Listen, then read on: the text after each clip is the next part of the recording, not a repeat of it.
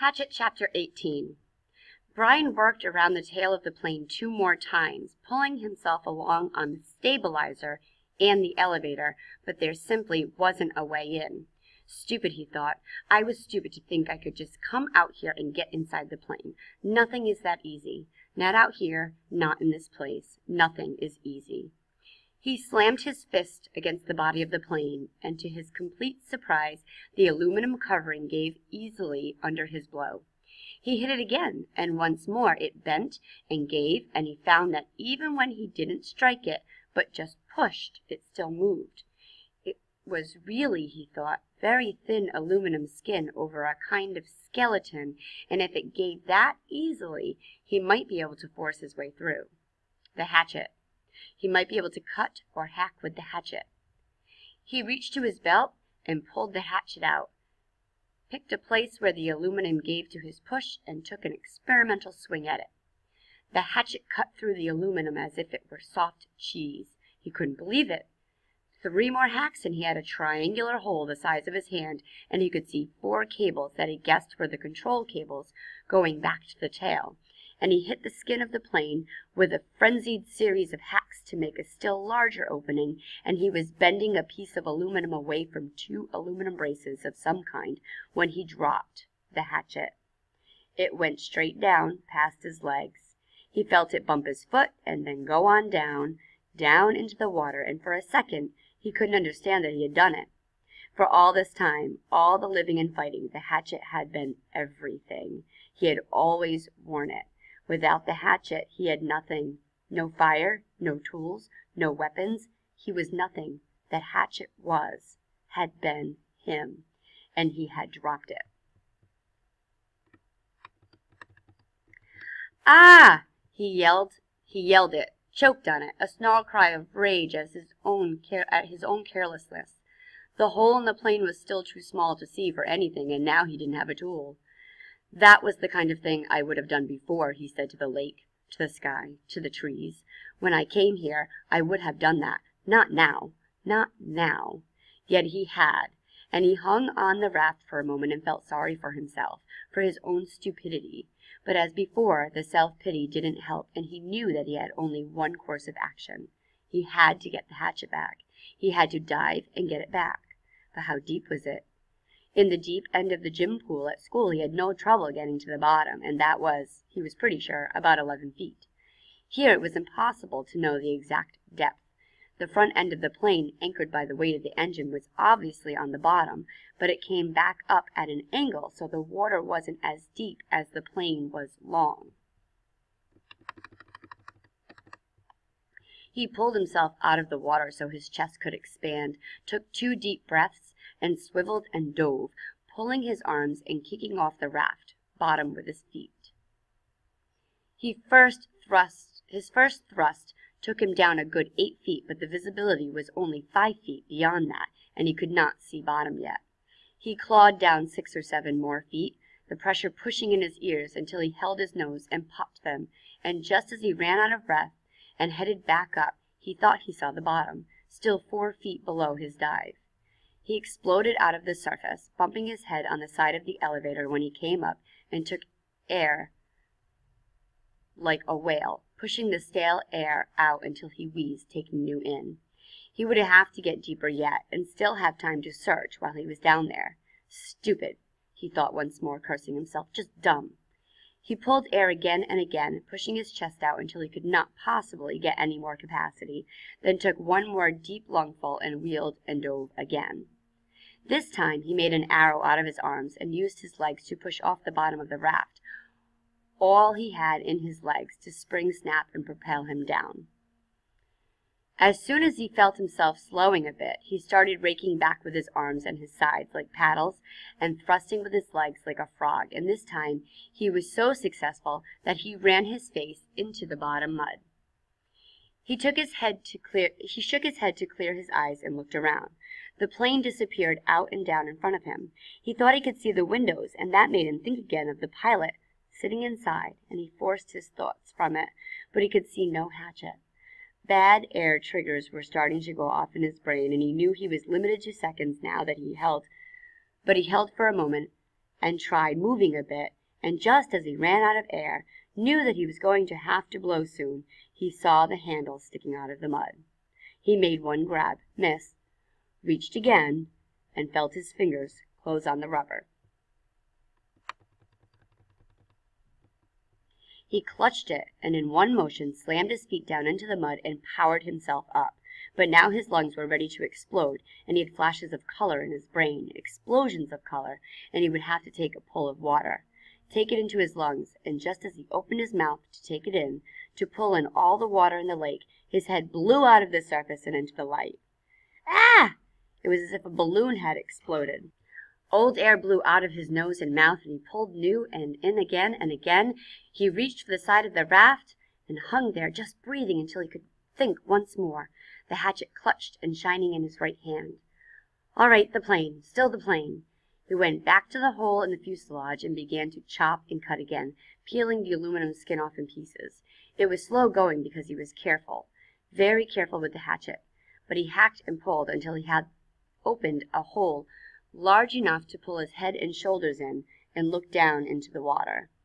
It was very dark inside the fuselage, and he could see nothing, certainly no sign of the survival pack. There were some small pieces and bits of paper floating in the surface inside the plane, dirt from the floor of the plane that had floated up, but nothing substantial. Well, he thought, did you expect it to be easy? So easy that way? Just open her up and get the pack, right?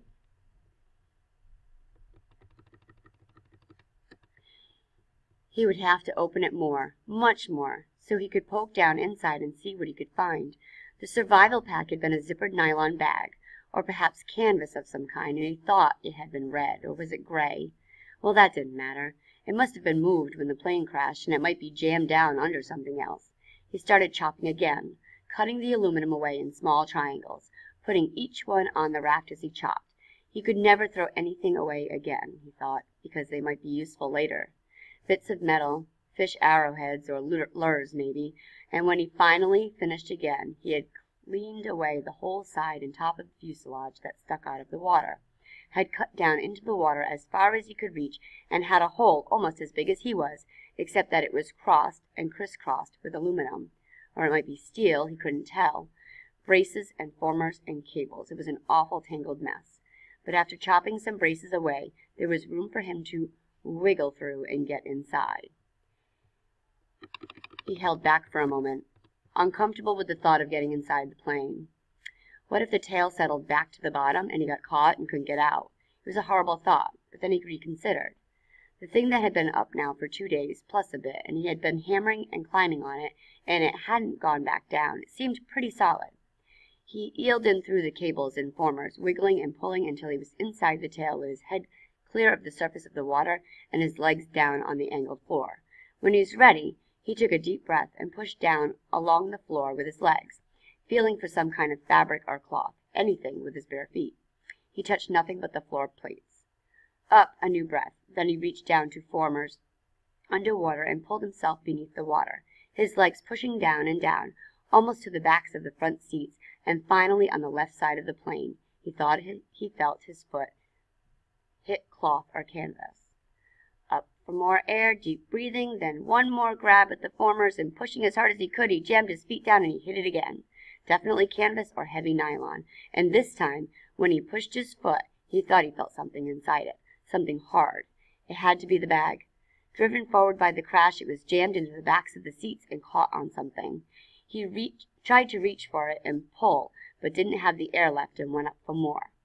Lungs filled in great gulps, he shot down again, pulling on the formers until he was almost there. Then wheeling down, head first, he grabbed at the cloth. It was the survival bag. He pulled and tore at it to loosen it, and just as it broke free and his heart leaped to feel it rise, he looked up above the bag. In the light, coming through the side window, the pale green light from the water, he saw the pilot's head.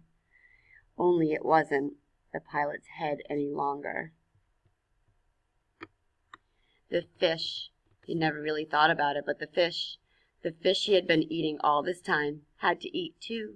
They had been at the pilot all this time, almost 2 months, nibbling and chewing, and all that remained was the not quite clean skull, and when he looked up, it wobbled loosely, Too much, too much. His mind screamed in horror, and he slammed back and was sick in the water. Sick so that he choked on it and tried to breathe water, and could have ended there, ended with the pilot where it almost ended when they first arrived, except that his legs jerked. It was instinctive. Fear more than anything else. Fear of what he had seen. But he jerked and pushed, and he was headed up when they jerked, and he shot to the surface, still inside the bird cage of formers and cables. His head slammed into a bracket as he cleared, and he reached up to grab it and was free, in the air, hanging up in the tail. He hung that way for several minutes, choking and heaving and gasping for air, fighting to clear the picture of the pilot from his mind. It went slowly. He knew it would never completely leave, but he looked to the shore, and there were trees and birds. The sun was getting low and golden over his shelter, and when he stopped coughing, he could hear the gentle sounds of evening, the peace sounds, the bird sounds, and the breeze in the trees. The peace finally came to him, and he settled his breathing. He was still a long way from being finished. Had a lot of work to do. The bag was floating next to him, but he had to get it out of the plane and onto the raft, then back to shore. He wiggled out through the formers. It seemed harder than when he came in, and pulled the raft around. The bag fought him. It was almost as if it didn't want to leave the plane. He pulled and jerked, and it still wouldn't fit, and at last he had to change the shape of it, rearranging what was inside by pushing and pulling at the sides, until he had narrowed it and made it longer. Even when it finally came, it was difficult, and he had to pull first at one side, then another, an inch at a time, squeezing it through. All of this took some time, and when he finally got the bag out and tied on top of the raft, it was nearly dark. He was bone tired from working in the water all day, chilled deep, and he still had to push the raft to shore. Many times he thought he would not make it. With the added weight of the bag, which seemed to get heavier by the foot, coupled with the fact that he was getting weaker all the time, the raft seemed barely to move. He kicked and pulled and pushed, taking the shortest way straight back to shore, hanging to rest many times, then surging again and again. It seemed to take forever, and when at last his feet hit bottom, and he could push against the mud and slide the raft into the shore weeds to bump against the bank, he was so weak he couldn't stand, had to crawl, so tired he didn't even notice the mosquitoes that tore into him like a gray, angry cloud. He had done it. That's all he could think now. He had done it. He turned and sat on the bank with his legs in the water and pulled the bag ashore and began the long drag. He couldn't lift it back down the shoreline to his shelter. 2 hours, almost 3, he dragged and stumbled in the dark, brushing the mosquitoes away, sometimes on his feet, more often on his knees. Finally, to drop across the bag and to sleep when he made the sand in front of the doorway. He had done it.